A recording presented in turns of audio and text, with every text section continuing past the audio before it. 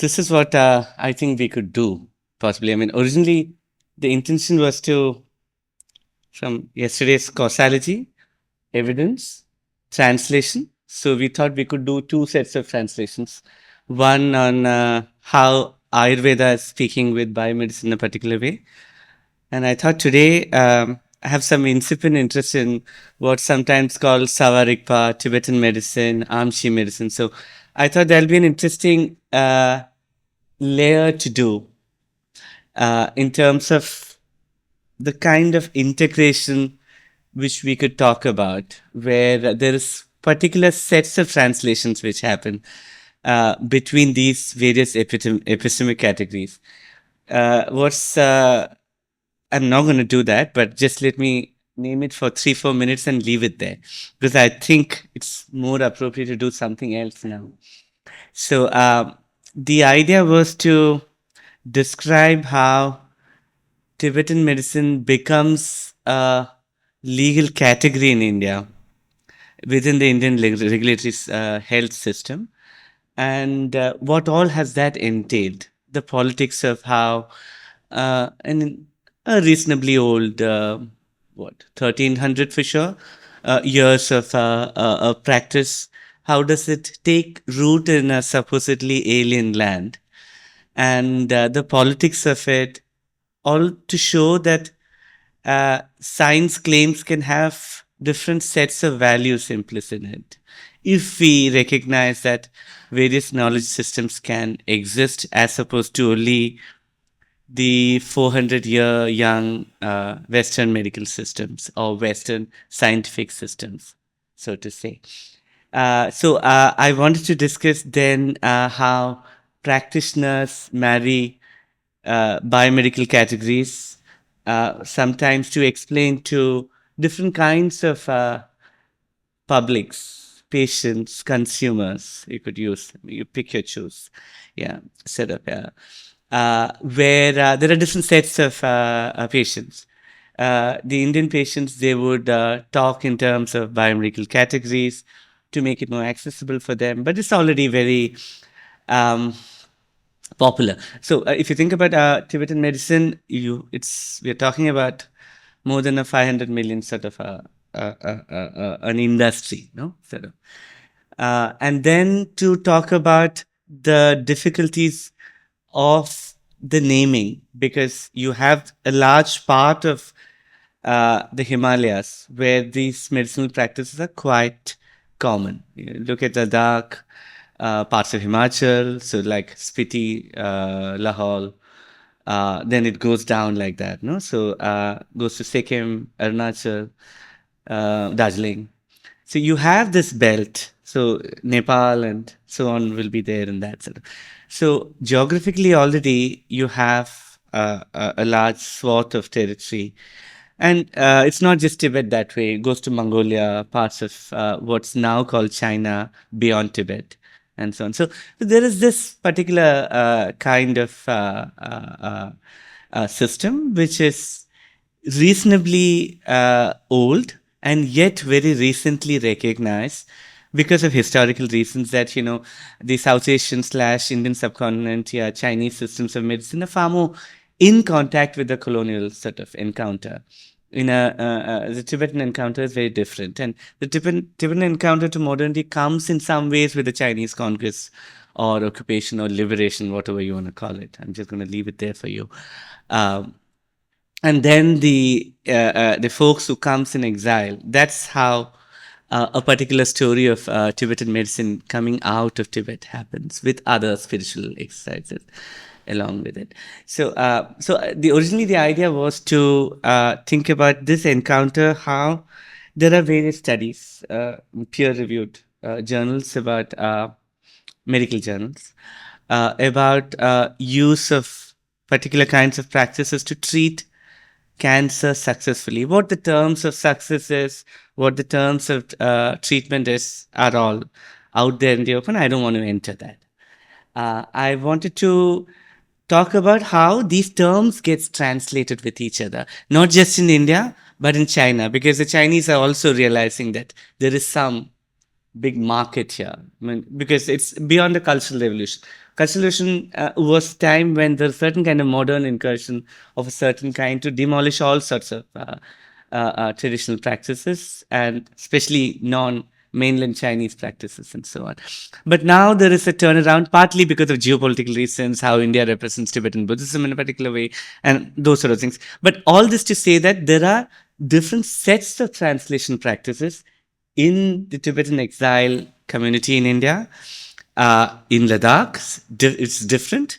You have in Mongolia, in current day Chinese occupied Tibet, and also in Bhutan. So you see this, and it's right for research in a particular way, provided you think it's important to understand how cultures of translation works out. Because we like it or not, we want to have it pristine. No system stays pristine. What we had as a Western scientific system in 1600s, thinking of Newton, yeah, Newton's laws had God in the middle of his theories, and it's changed. God force was central to his claims to particular natural laws. So there is nothing pristine about Western science. It changes. It changes with time. It changes with particular cultures. It keeps moving. Is what some people who study science would say. But this is sure that if you read Newton in his origin, there is something which he calls God force. What that is, you can figure out. I don't want to enter that. Yeah, because I'm not making it up. So all this to say that, there is always changes in knowledge system because there is an interaction, an iterative process of that kind. So what I wanted to originally do was to pick up 4 or 5 terms and see how that works out in terms of translation. But I don't think it's really productive right now. I think what would be more useful in the next 20 to 30 minutes, which I think you can steal off your lunch, would be to go back to where I come from in a particular way. So that I think the conversation which we are having could be viewed in 2 or 3 different ways. One is a conversation of incommensurability. There are different epistemic systems from which we come.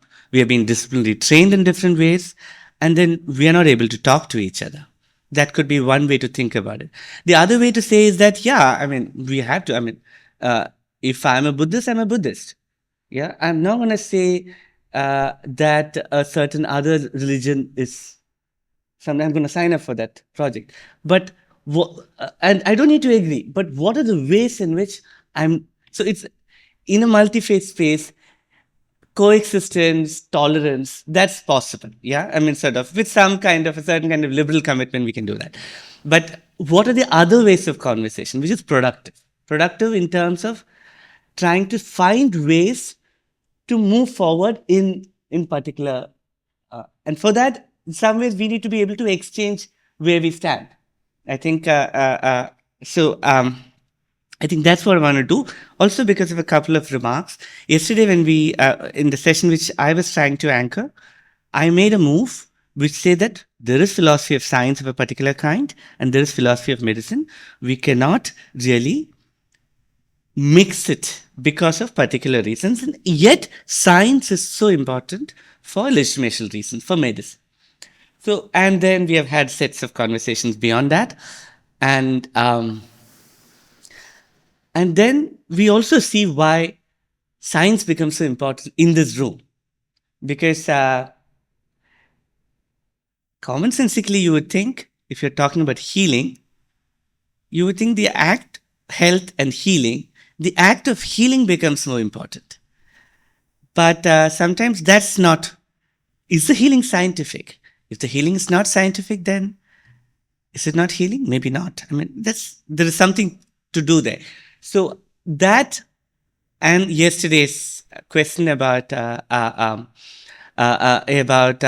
do we separate out medicine and science also begs with a third question about, is medicine science? Is medicine not science? Is medicine science and plus what? Is there something social about medicine? So these are sets of questions comes in particular ways. I don't need to sign up for any of this one project, but these are what I hear here. Yeah. And the question about what do you mean by science? What's your philosophy of science? Which keeps coming back. So I'm not going to say what my philosophy of science is. I'm going to say how I encounter people who study science as if it's a social activity. We could say science is not a social activity. We can have a set of conversations on that. Let us. But if you take up science at least also as a social activity, then how is it that these people do it? So it's something which is in some ways basic for some folks, but it's important for us to attempt to have, because this is not about today. This is an important moment we should not waste, because the importance of this moment is that we need to figure out ways in which we train ourselves, we train our future in as health professionals, as medical professionals, as biomedical professionals. What are the ways in which we assume the sociality of medicine? I think that's what's at stake here. And we have very, very rare occasions where we are able to start thinking about this. It might not go anywhere, that's okay. But we should try to exchange. So then, this conversation would require, if you think medicine is science, why? But what is your idea of science becomes important. What is this strange animal that which we call science, which we take it for granted? And the more we look at it, I have only looked at this for 10, 15 years, less than 15 years, maybe, yeah, roughly 15, I could say. And the more I look at it, the less I understand it. Yeah. And it's in that context. So how does it that I've encountered people trying to study science? There are 4 or 5 moves which I see people doing when they try to study science as a social activity. Yeah, so that's what I want to do in the next 10 minutes or so. So what's the context in which we end up doing this? We don't study music the way we study science as a social activity. There are multiple reasons for it. One is that science, in some ways, gives a particular kind of backbone to what we call as modernity. Yeah. So what that is, we need to figure. But that also and science comes across Western. When I say science, I simply mean Western science. And what I mean by that, it's a particular historic moment, a certain knowledge system comes into this, right? And we know that we are talking about Renaissance. And then if you scratch Renaissance a little bit, you will see 2 kinds of moments. The German philosophers would go into a retreat like Meiji Restoration of the late 19th century of Japan. German folks would go in. Suddenly, when they come out, there is self-referentiality, right? German philosophy. Before that, Italian Renaissance, they studied Arab rationality, Arab science in a particular way. And then we can move on, say, what are the interactions Arabs have had. So that's sort of a thing we can get into. Yeah. So, but there's a particular moment, Renaissance science gets a particular normative thing because they're talking truth to power. Yeah. So that tradition is there, talking truth to power. Science has a certain, because when church exercises its power, scientist appears to have done something. Then the publics, which Sanil did not mention in response to Madlika's context about what is the publics. We talk about public as a concept. We usually think public means population. Indian public means the 1.3 billion or something, or whatever it is. But publics as a term comes across in a particular context. And someone like I don't know, Habermas, Jürgen Habermas, yeah, Habermas, he sort of really helps to popularize this term, no? Talking about how is it that in a particular historical moment in 17th, 18th century when the the state is headless now in terms of there is no God left, right? So we need to have some ways in which state can. Is it force? What drives the state? What's the legitimative? Is it force or is it reason? And then there is this idea that people should be governed through reason, not through force. And what is the reason here? How do you understand reason? And then there is something conceptually in between, a space in between state and people as individuals. Yeah. And how do we think about that space where that conversation happens, where reason is constructed, where public issues are discussed as if it's a matter of the public. And then you think of the arena as itself as a public. So that's he was avoiding to talk about that. So there is a particular history of the word publics, and then I'm saying this only to also say, then the discussion about publics ends up about is there one single public or are there multiple publics? Then you have powerful feminists like Nancy Fraser, Craig Allen, who will just push saying that to assume there is a single public is theoretically wrong, violent, because you're pushing people off who can't occupy a particular kind of a table. So there is a particular context in which science, reason becomes very important. Why did I talk about all this for myself?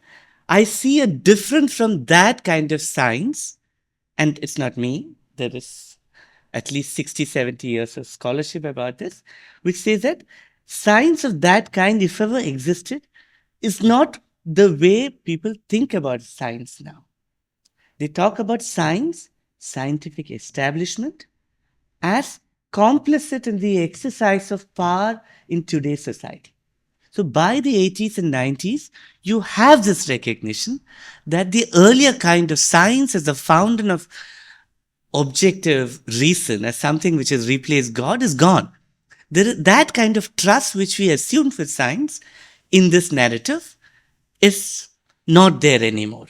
Yeah, so that's sort of I want to flag that bit one. So trust. Where does this trust come from? If you think about how does she escape was it responsibility which you used yesterday? She said, when evidence, it's like, I don't need to, I can be fearless because there is somebody else who have given me an RCT guideline, right? So I just need to do it, not necessarily RCT. I'm saying RCT guideline. Somebody else have given me an advisory. I just need to implement it. So, yeah, sure. No, I'm saying, so there is an idea that there is somebody else who would do your work of knowledge making, right? The knowledge making is taken somewhere and you assume it and then you use it. So the causality there is a little mechanistic, because if you are prescribing a particular medicine, if I ask you, do you know, have you done it? That's not the way it works for causality. There are people who have done it. These are experts. I trust them. So it's not the scientific in the way we dream about that, I see, therefore it is. It is not that. That's obvious, right? So that's why trust becomes important. For a particular person trained in a system, there is an epistemic trust. And when that particular epistemic system is dominant and powerful, 1,000 years ago, you might have gone to an astrologer and looked at might not have gone to an Ayurvedic person. You might have gone to an astrologer, your dosha is this, something you do, upai, ho gaya ka, right? That's sort of the point is different. The point is different. And the interruption is not really helping. Yeah? Two things. The point is different. I never said that's science. I'm saying trust. Please, I know it might be difficult for me to follow, but for you to follow, because I might be jumping things. Thank you for helping me. We are talking about trust. Okay. So trust can be for different things. You might trust. Okay. Anyway, so I have to think about trust. Now, what is the trust in? in the classical sense. We are trusting the method. We are not trusting a person just because he or she used to be a he all the time, no, for a long time. Uh, uh, would do. How is that happening? And what are we trusting? We are trusting a knowledge claim. We're trusting a knowledge claim because of a method. I'm describing how we sign up for the project, right? And uh, and what is that method? Initially, we used to say it's inductive. I see, therefore it is, or I collect data, evidence. I collect, go for information, it becomes data, then it becomes evidence, some kind of thing. So there is, in that model, which is called the classical model, you have data, and from you look at the data will tell you what its meaning is. That's the way. You have not to do anything. You just need to collect the data. The data will just speak to you, right? But that we all know that's not the way it works. We need to have additional layers there. We need to have theories. We need to have techniques of instrumentations. We need to have cognitive norms. How do we decide what is the, how do you decide the rules of evidence? It's not just rules of evidence. We have to talk about the rules of evidence. How do we create rules which will structure the way we create rules of evidence? So there are multiple levels in which this can work. It's not straightforward. It's the way, uh, but methods. So why am I talking about all this? I'm talking about all this to talk about a particular way in which people have tried to study the social study of science. So the first target appeared to be by the 60s or 70s, 1960s or 70s, looking at the scientific method and then say, what are its claims and how does it play out? Yeah. So there are 3 or 4 ways in which that has been cashed out in what is sometimes called the sociology of science. One is to say, yeah, this is the claim, but you end up looking at it. That's not the way it works. So there is a purity still exists, but it's just getting contaminated. But there is an absolute objective science which is value free. So then some kinds of studies would go into how it has been infused with values. So, uh, so there are, what are the kinds of figures? There's someone like Merton, the sociologist of science, who would say, what's the ethos of science? There are, but he would say there are multiple kinds of norms, which now we call as Mertonian norms. And we still, whenever we have a scientific controversy, we end up going back to Mertonian norms, right? So the norms which Merton sort of talked about is that, there is a certain set of norms like universalism, communism, disinterestedness, organized skepticism. Yeah. So these kinds of norms, according to Merton, would give science the trust and the place that it has in society. It makes it more believable. In your terms, it makes it more scientific because you're using scientific in a different way. So in that sense, these things makes a practice scientific. And these are not, so when you say communist, it's not political party, of course, no? The idea that we do a particular activity for the benefit of all, beyond private property, sort of. That's the idea which he's playing with. And there have been a lot of people who would straight away say, this guy is saying disinterestedness, but look at the last 30 years of scientific research in pharmaceutical. It is not disinterested. Straight away, people would say that. Agricultural research, I mean, it's even more obvious than anything else for people. I mean, agricultural research is out and out interested research, right? I mean, you look at the whole agri-biotech, genetic modified crops situation, that's also very scientific according to them. But it's also extremely interested, It's full of economic interests. There are also cultural interests and so on. So one set of way to do this for these folks who study science as if it's a social activity is to say these norms exist. He has dreamed up these norms through some particular ways, and he stopped there, sort of. And then you have a set of, because right now, whenever we talk about any techno-scientific controversy, you end up using these norms to debate in public. You say that this is not a particularly good uh, uh, uh, a crop or technological, agricultural technological trajectory to pass on because it's coming from an interested public or interested group. And hence, they are doing it for their own personal benefit and so on. And then there are others who would think about organized skepticism and say, what does it really mean? Uh, uh, if you start looking at the subcultures of science, some scientific statements, some scientists would buy it without much skepticism because they are trained to be there, right?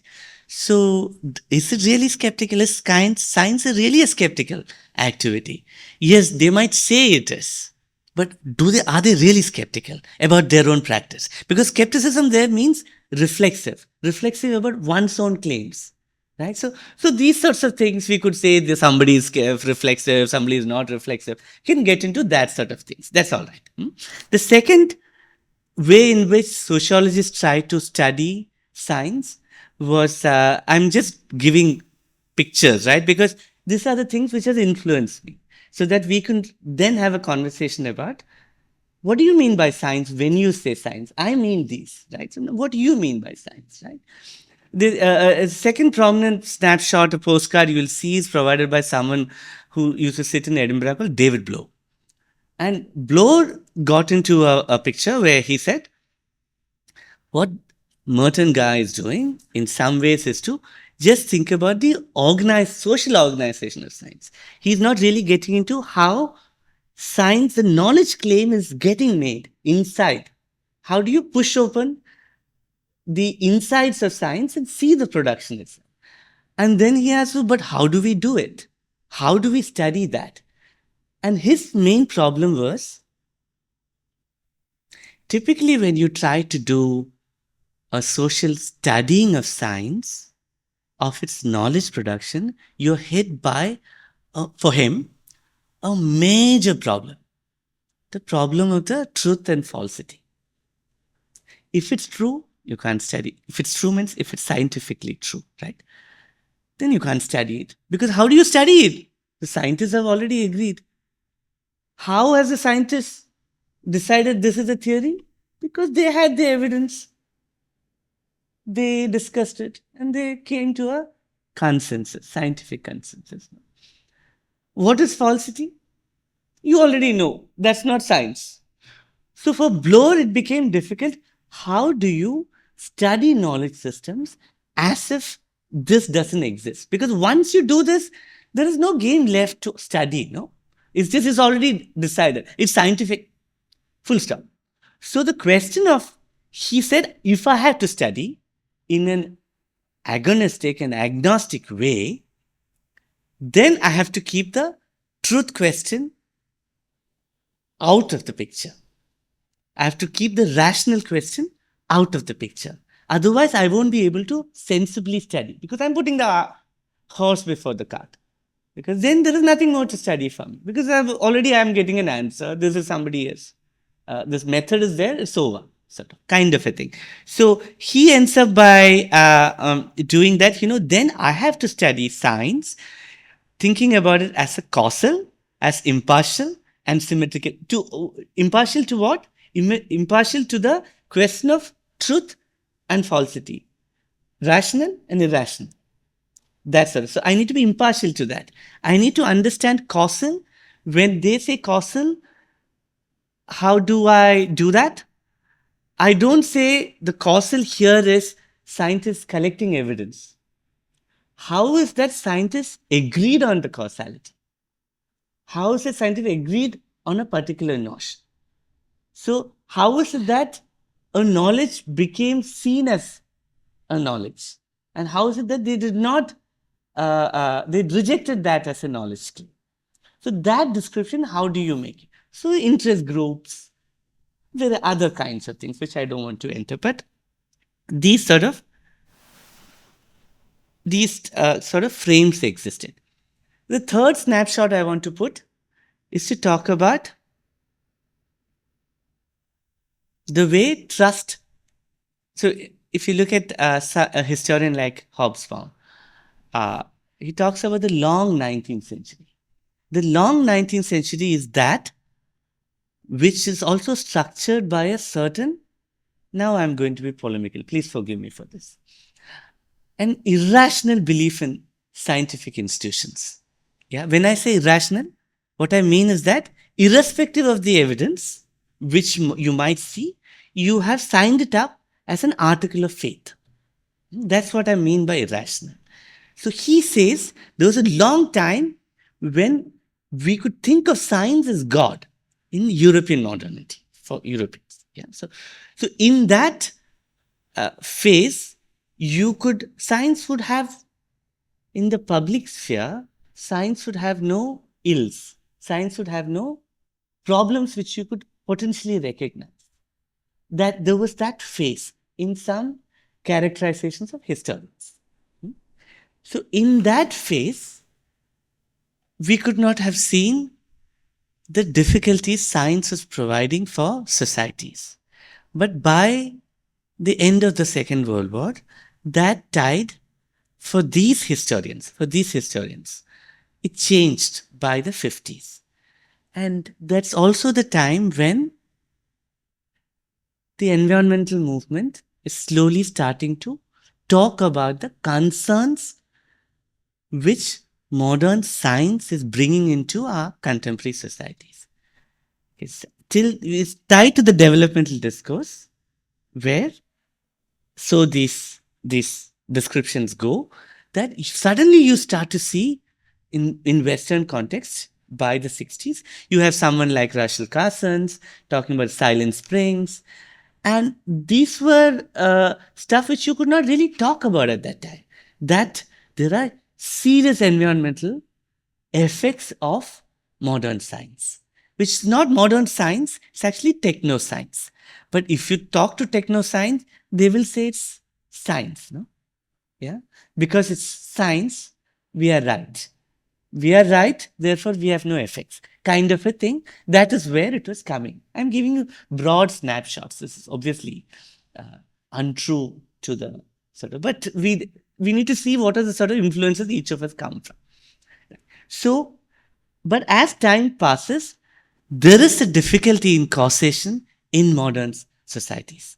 Causation because scientific establishments are not able to see the effects techno-scientific activities are having. Now we'll slip into that's not science. That's okay. But techno-scientific activities are having on, and that is not to say that there is huge change in the supposed standard of living, quality of living, modern medicine, clean water. There is also unclean water. We will not talk about that. So there is this difficulty about thinking about what is happening around us in a scientific, now I'm being a little, in a scientific way, where you can only see some things and you can't see the other things. And these things are sometimes called epistemic ignorance. Sometimes it's called tunnel vision. Sometimes, because when you are trained in a particular way, I am not able to see many things which is so obvious for you. That's the challenge. So when you study about science, there is a scientific method. And one thing which I have not talked about, and I have to stop there.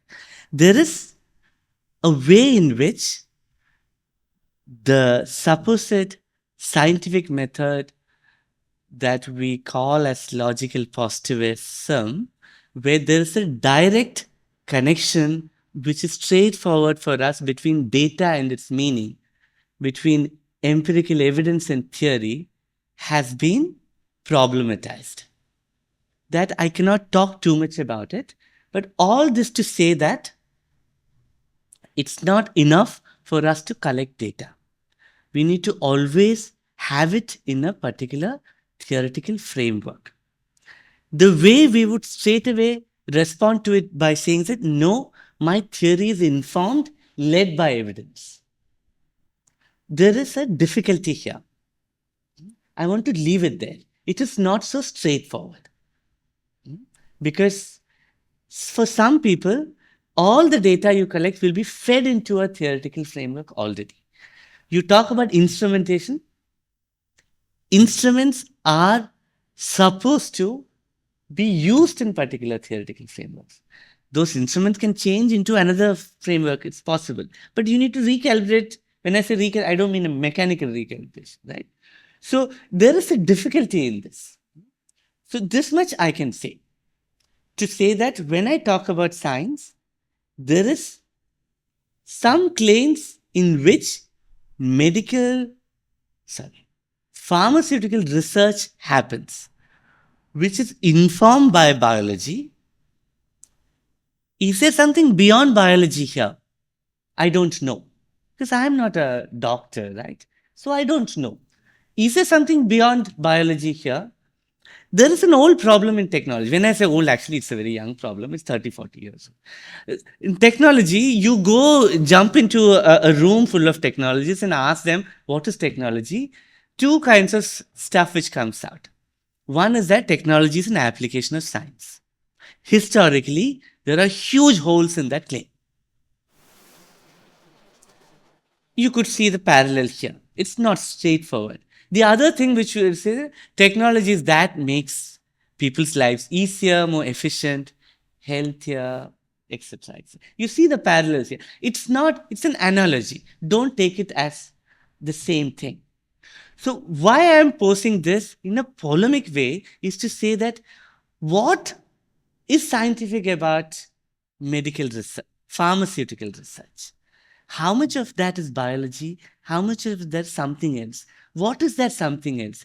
In that something else, how much of that is, you think, scientific in the way, when you say the bulb, you say if the bulb is an application of science, when you say that, what you mean is not just that, you have been scientifically trained. No, that's not what it means. An application of science means there is already a theory which is being scientifically agreed upon by scientific consensus, and then you're rolling that theory out into an application. We have to use it very strictly because we are trying to use in a particular way. So in that sense, what about medicine is beyond science, beyond biology? What else is that? And how is that application of biology? That I'm not saying it's nothing I don't know. That sort of a set of conversation I think will be useful when we say science. It's what my hunch is, sort of. I think I should stop there. I've already talked for far longer than what I expected to. Sorry. So about the scientific institutions, we can believe. No, you said about the astrologer. We have about 1,000 years back. The people trusted an astrologer because of horoscope, and a doctor get the trust because of the medicines. Is it equal, or is there any difference? Because I'm not on the witness box here. Yeah, my opinion doesn't matter. Okay, that's the last thing. So I'll come back to it in a second. The context matters always. Yeah, it's not a universal principle which stays. There's always a place where which a particular sentence is introduced. And the sentence which is introduced was about trust, social trust in knowledge systems. Just because there is a claim of scienticity, that doesn't automatically give any trust. In some historical moments, it could. In some other historical moments, trust would have been in some other place. I'm saying, as an example, At some point, some other knowledge system would have had great trust. And we believed as an expert system. And we signed up for it without also learning astrology. You see, this astrologer has said it must be true, must be true that his reading could be true to his trade. So it's about the expert knowledge there. That's the first thing. Second thing is a little polemical. So we end up doing this because of predictability, no? Causality is about something which is in the future, right? So we are saying we can predict what's going to happen. If you have this, you will end up with this. And you have to think about predictability in a historic sense. Context matters. And I used a historic example yesterday where in the 15th century, astronomy was not astrology. Astronomy was a science of a certain kind. It was called technique. It's a particular technique, right? Which would be called science now because astronomy is science now, right? Yeah. And in that astronomic moment, we are just in a moment of competition between two systems. Two systems where one system claims Earth is in the middle of the universe, the system, not the universe, the system, and Sun is in the middle of the system. And these are historic examples. There are articles on this. I'm not making it up. For many decades, those techniques which had Earth on the center of the system had far better predictive ratio. How do we make sense of this? So this is the reason why many sociologists science, and I'm not one of them, I actually studied them. Yeah, many sociologists say we have to separate the truth question from studying knowledge systems. We have to study them as if they're cultural, and they're cultural systems. All of them have truth claims. If we enter and say one truth is, then that's not. So we are not talking in, we are talking in cross purposes. Our disciplinary settings, we have to recognize this and we have to respect, acknowledge. When I say respect, we have to acknowledge it. By trying to demolish each other's truth claims, we're not going to go anywhere with this. We need to be able to see how do we think about this as if the other person also has something valuable to say, even if you don't agree with it at all. Then what is the sort of way in which we're in a conversation? Because epistemic ignorance exists in every knowledge culture. That's bound to happen, no? Look at a nuclear scientist. The way they are not designed, they're not trained to look at the kind of stuff which is happening in populations nearby. Whatever little evidence comes out is in a particular way by accident. I don't mean, no pun intended there, right? So it's by accident we get to know. It's the same with, look at the way agriculture biotechnology works.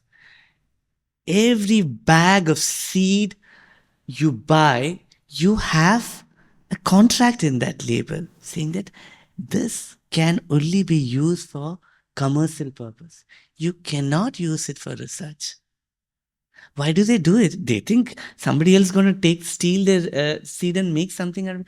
No, the research, what they mean by there is research about public health, research about environmental effects. I'm not making it up. It's there. What does that mean? Techno-scientific cultures, techno-scientific institutions have particular ways in which we allow research in some tracks and we don't allow in some tracks. This is economic interest. This is straightforward to see. There are professional cultures through which we are not able to see in our own trainings. Like, every training has a particular way in which we are made to look at the world. I originally was trained as a lawyer. And by the second or third year, legal method was deep in my head somewhere. It's not going anywhere. Take a bath, I change my clothes, I jump into different pools. It is staying there, whatever I do. And what do we do with that? I don't want to change it. And yet, we need to be able, if you want to have a public conversation, because this is not our private fiefdoms. This is a public place. We need to train in particular ways. We need to be able to imagine a curricula, a pedagogy, in a way where we can take into account the reality of epistemic ignorance, the reality of tunnel visions in every discipline. Then what do we do? That's the challenge. My third response, I think I'd leave it for now. One question. I am not a philosophical student. How do you examine the truth claims? Suppose one system says about the truth claims. How do you examine that it's correct or not? Yeah, I think it's a very important question. Two responses. One is to say that, let us say, a man here is a very scary guy. No, he's always has very tough questions. One of his modus operandi is he'll listen, and then he'll look at your logic, and then he'll say, "This is your logic. According to your logic, what you are saying has no. It's not even in the domain in which you think you're saying." That's a major way in which this talk happens, right? Now, I'm using him as an analytical philosopher right now. Tomorrow he'll sit here and say, "You guys are not doing science. You are not doing any science." Now, you will end up saying, "But we are doing science." Now, what is the truth of the matter here? I have now twisted your truth into truth in a broader sense. When you talk about truth, you are saying there is an empirical truth. And that truth is knowable in that sense. So then we are getting into a certain. So, why I have done this polemics is to say it is not so straightforward to say truth in different disciplines. That's the first response. And it's very laughable. It's very laughable because, for a person who is rooted in empiristic epistemology, that's pure nonsense. And I respect that. Because if you can't see it, and I don't mean by see it by my eyes, if your theory can't see it, it must be false. We might not agree to it, but it must be false. So how do you recognize which is true? It goes back to your question, no? Yesterday, risk. Because right now, I'm sorry to say, truth is probabilistic. For you, truth is probabilistic. The medicine that you take, the effects of it is probabilistic. There is no yes or a no. There is a 70% yes, and the 70% is coming from a particular technique. And it is true in one country that coconut oil is carcinogenic. The very next place, coconut oil is very healthy. Are you going to say one is scientific and the other? That's possible. You could end up doing that. But scientific studies ends up in probabilistic ways again. This is what I was trying to mention yesterday. Science sometimes is made in labs, and sometimes science is made in, I'm sorry to say, courts. The court will decide what is scientific. What are you going to do? Say this is a scientific method which we accept, and this is a scientific method we don't accept. What are the scientists going to do? One answer you're going to no, we're going to work on it and prove the court wrong. Fair enough. But there are other ways in which this plays out, no? What do you do then? The court saying certain kind of proof is proof. Certain level of proof is proof. Certain kind of level is not proof.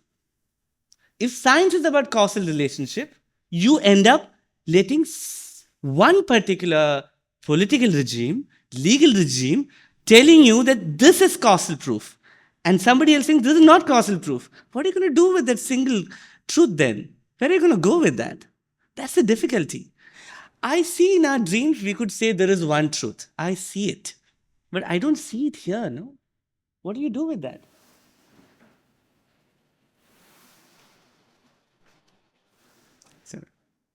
So please appreciate that I'm pushing it to see what are the other kinds of responses which can come, because I'm taking a couple of more steps than what I'm comfortable with, but we need to have a conversation on this. That's sort of yeah. One thing, actually, I'm not sure about what I'm going to ask, but I think you will make it up. One thing which we have to consider in this probabilistic nature of truth is, especially in medicine, I think it's about the ethics. By ethics, I mean, how do you reach a scientific result? Or how do you reach a scientific result, whether in a lab or on the very grassroots level? Like there was a question asked about human rights, that access to healthcare, when we say it is a fundamental human right, because of multiple factors, that access is denied, not from the not due to a problem of the beneficiary, not due to a problem from the patient, but because of a system, or as you told, epistemological ignorance, the tunnel vision of the people involved. So I would like to see it as a basic question of ethics. If you cannot afford a particular medicine and you are opting for the second medicine, which the doctor knows that is not going to work like the first medicine, but a choice has to be made there. Clear? The decision is to be taken by, in a very limited context, the decision is taken by a doctor. Right? Which medicine to prescribe, or that decision is taken depending upon the assumed what we call social status or economic status of the patient. So there is a clear, not all the options are provided, sir.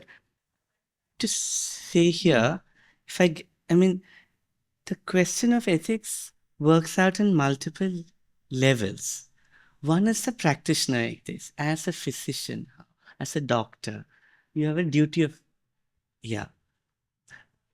Yeah, but I'm trying to say it's tied to a larger thing, and I want to talk about that first. Yeah. The moment you talk about a practitioner ethics and you are making these choices, yeah, it's tied to, for instance, other public goods like subsidies.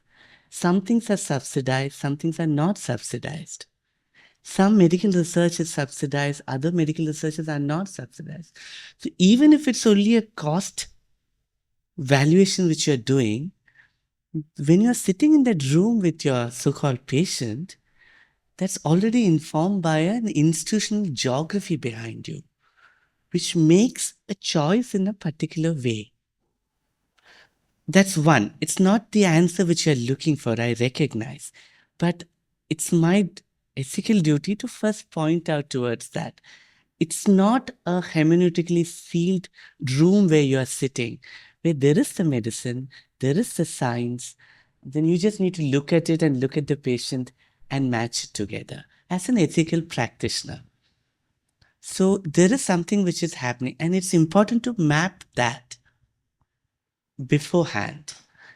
For a person who's studying it, for a practitioner, when you sit at it, the only way that backstage would come to you would be if you start thinking about the economic or other interests, which makes the advice which you have the way it is. If you are a critical practitioner who has the time, energy, and the inclination to look at how is a particular guideline, and I don't mean stricter sense of guideline, you get 5 medicines in your box. How is it there if you have the bandwidth to be able to look behind each of those ethical choices, the values which goes behind the techno-scientific or the medical scientific industry establishment, which makes it that way? You are getting informed in a particular way. But we all know we live in black boxes.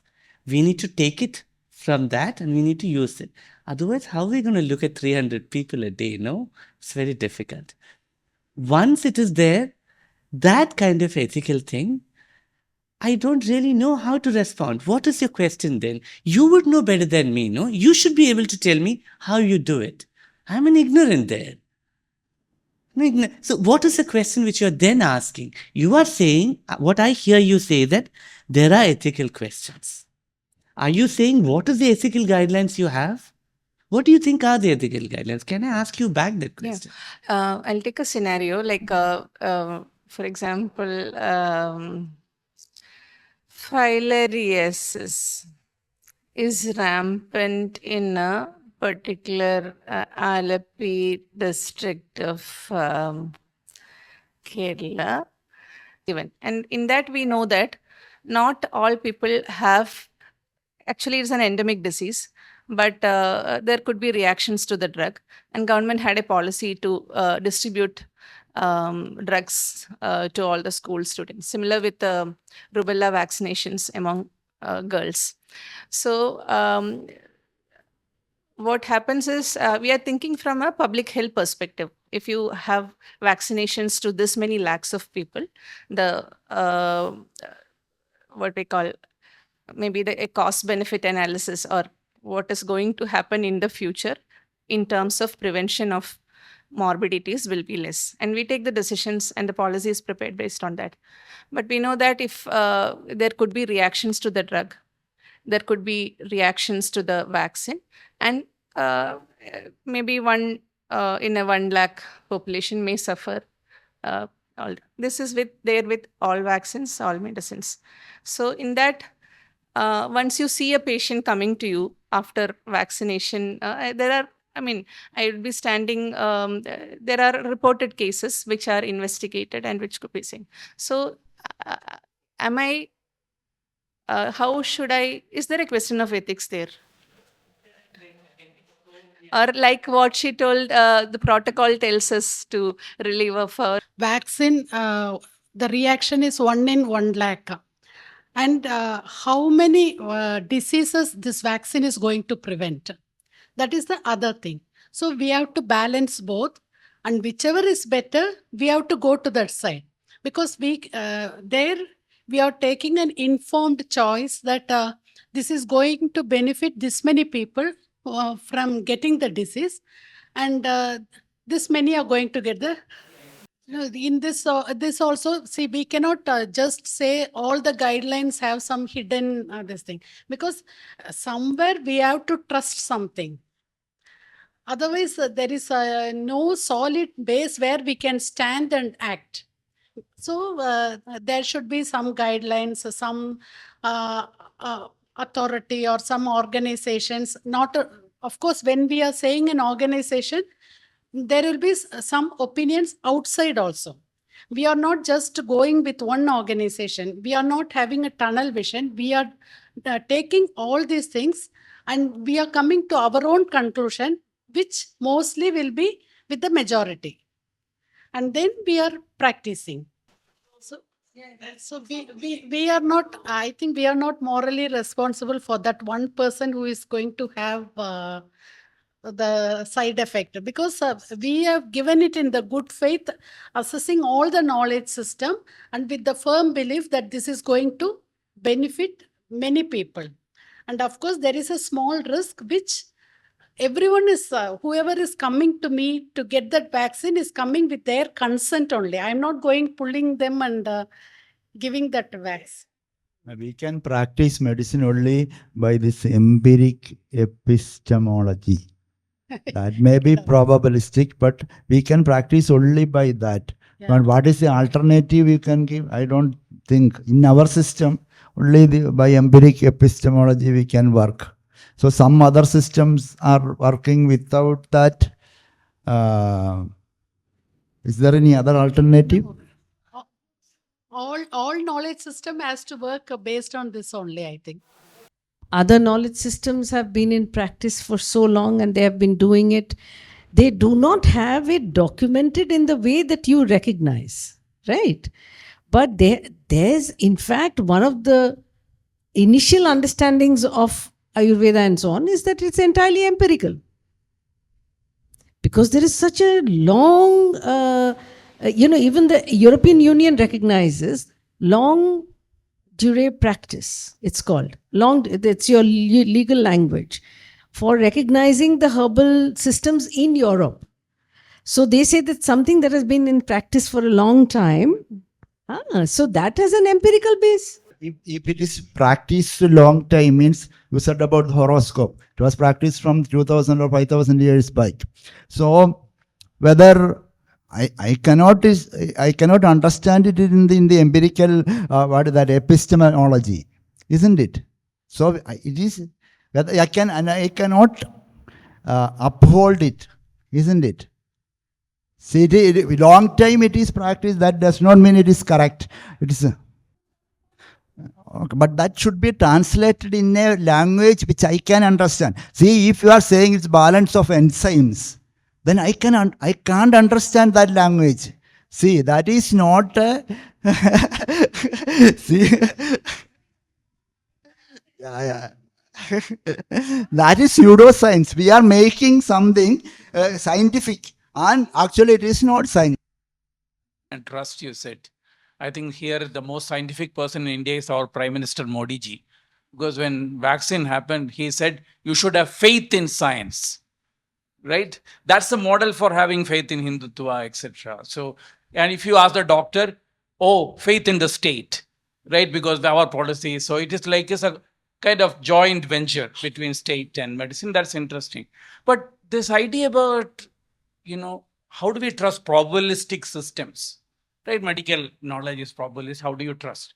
Now, that's not a matter of, any subjective thing. There is a very solid scientific probability theory, which is axiomatism. So my probability is through and through mathematics, right? Now, how do we have trust in probability theory? That is again formalized fully by Bayesian theorem, right? So let us ask, is it scientific to trust medicine, right? So given an evidence, I have for a hypothesis X. So doctors are telling me, here is the hypothesis, this vaccine will cure. Here is the evidence. Should I trust medicine? Now, the Bayesian theorem is like this. P, probability of hypothesis H over an evidence E is the product of probability of getting that evidence, even if that intervention is wrong, multiplied by probability of that hypothesis. Just look at medicine, how many recent theories have been really magic bullet theories, and probability of that getting that evidence irrespective of this intervention is right or wrong. That will be in the denominator. Now, both factors in the numerator, right? That is the probability of getting this evidence even if the intervention is wrong.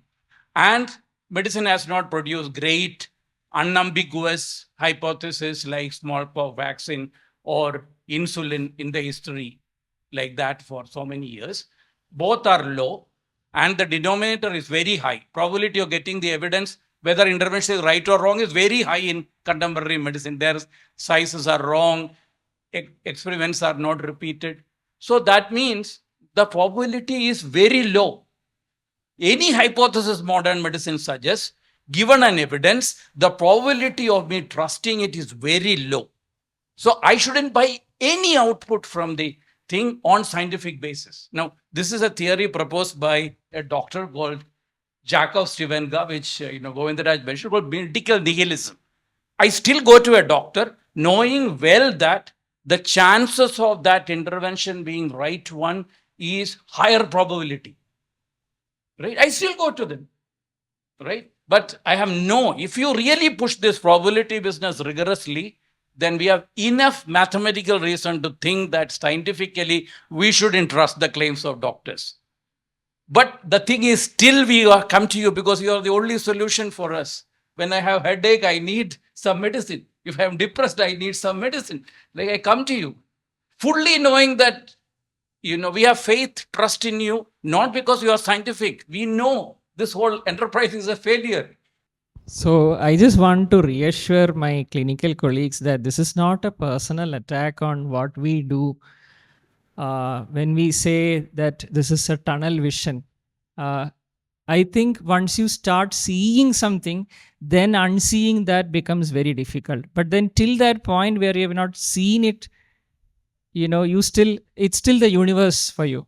So only when we take a couple of steps back and then start looking at ourselves, and then we start seeing some things beyond the tunnel, do we realize that we have and I don't think the tunnel vision is in our day-to-day transactions with the patient. It's, I think, a philosophical question on the knowledge base that we have, which we resort to when we make decisions. So it's not something at the individual level as far as I'm concerned. Then I'll just try to share one example which I start out in class. I ask my students to tell me the risk of divorce among the married as compared to risk of divorce among the single. And then when you do this comparison, the risk of divorce among the married is infinity. As compared to unmarried people, your risk of divorce if you're married is infinity. Why? Because the denominator is 0. Because unmarried people are not even eligible for this. So this, while we can look at the axiomatic probability theory and depend on it, again, the comparisons we choose become so important. And if we are, when we say that this is better than something else, that something else is extremely important. Then when we come to discussing clinical trials, so we have the new intervention. Let us say for first time somebody is getting detected with glaucoma and it's a very low level. So, and there is a new drug in that can be tried.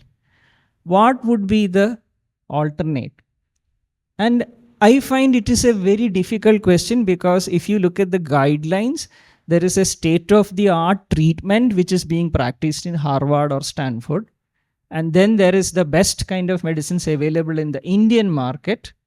Then there will be the usual medicines prescribed by doctors here today. And then there would be the affordable medicine given what the patient can buy. And then I can have a placebo or no care.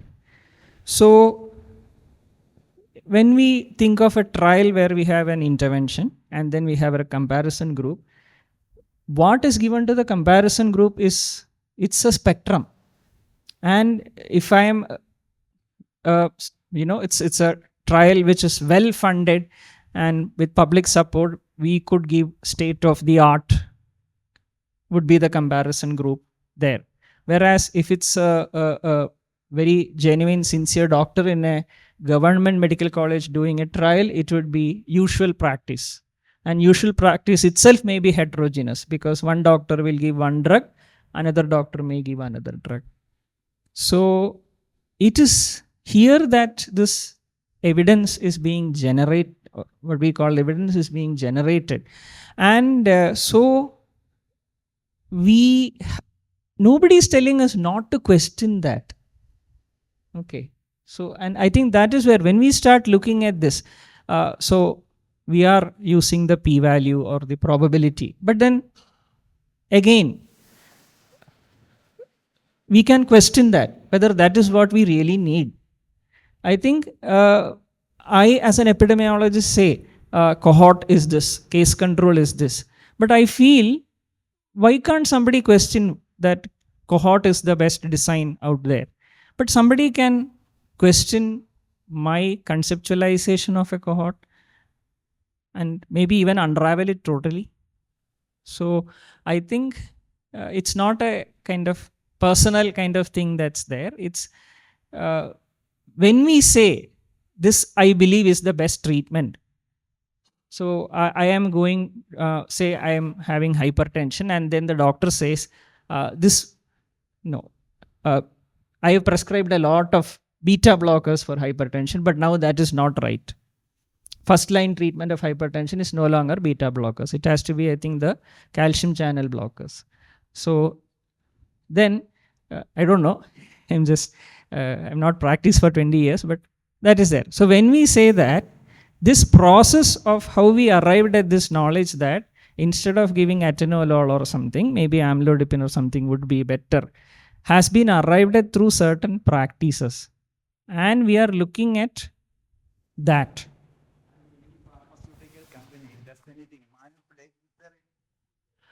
And I would say I trust private pharma more for this kind of activities because at the research end, when we look at it from the research end, the private pharma are so particular on following guidelines. We have a governance mechanism for these things. And if you take a wrong step, it's kind of end of the story. So because these are also, people like to say private pharma did unethical research is high news value. So they actually, when we invite them to conduct a training, they are so meticulous, or we visit them, they're so meticulous in their best laboratory practices, best clinical practices. So state-of-the-art science of this form exists in the private pharmaceutical sector. Now, so is only that science? Would be, I'm wondering. So only that, which means vast majority of our, of a population are not going to benefit from that. So then, first of all, if that is science, then do we need science? Would be the way I put it.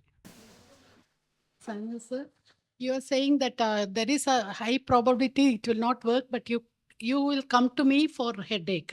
Same way, I also have a probability that this medicine will work best for you.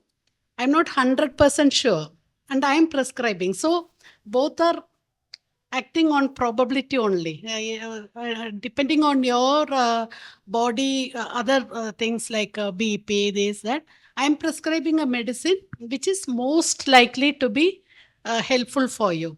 So I'm. Have a theory about your probability calculation. You don't have a theory about Because no, because I am because you're a philosopher, sir. I am a doctor. No, that's what. And regarding, sir, Dr. Ravi, regarding the private pharmaceutical, whether this is science, I think what you said is correct. But see, we are seeing so many medication. They are having a particular time when they are marketing it, and then it's coming in the open. No, everyone can copy that patent once that this is over. So ultimately, it is going to help everyone. Maybe not at that point of time, but so it is good only. That's my opinion.